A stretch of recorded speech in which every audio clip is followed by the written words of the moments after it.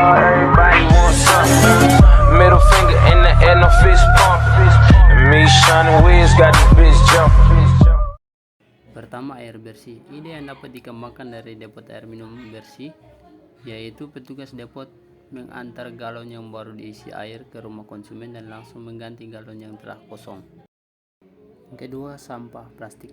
Pembangkit listrik yang dapat menggunakan sampah sebagai bahan bakar untuk menghasilkan energi. Metode ini disebut waste to energy, di mana sampah dibakar untuk menghasilkan listrik dan panas.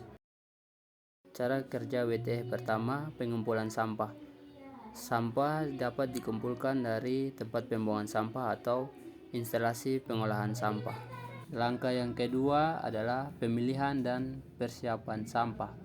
Sampah kemudian dipilih untuk memisahkan bahan yang dapat terbakar atau bahan organik dan non-organik dari yang didapat terbakar, serta menghapus kontaminan yang dapat mengganggu proses. Langkah yang ketiga yaitu pembakaran sampah. Sampah yang telah dipersiapkan kemudian dibakar dalam tungku pembakar khusus yang dirancang untuk menghasilkan panas yang tinggi. Langkah yang keempat, penghasilan uap atau gas. Panas yang dihasilkan dari pembakar digunakan untuk menghasilkan uap atau gas panas. Proses ini dapat dilakukan dalam tungku pembakar yang berbeda atau dalam satu proses kontinu tergantung pada desain sistem. Langkah selanjutnya, pembangkit listrik. Uap atau gas panas yang dihasilkan digunakan untuk memutar turbin yang terhubung dengan generator listrik. Gerakan turbin ini menghasilkan arus listrik. Langkah selanjutnya adalah pemanfaatan panas sisa. Panas yang tersisa setelah pembangkit listrik dapat dimanfaatkan untuk tujuan tambahan seperti pemanasan listrik atau pemanasan industri. Selanjutnya, pembersihan asap. Asap yang dihasilkan dari pembakaran harus dibersihkan sebelum dibuang ke atmosfer.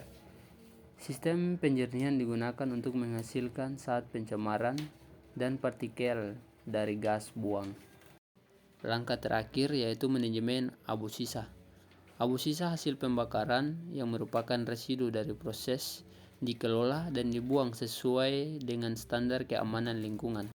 Keuntungan dari waste to energy termasuk pengurangan volume sampah, pengurangan dampak lingkungan, dan pemanfaatan energi dari sampah yang sebelumnya dianggap sebagai limbah.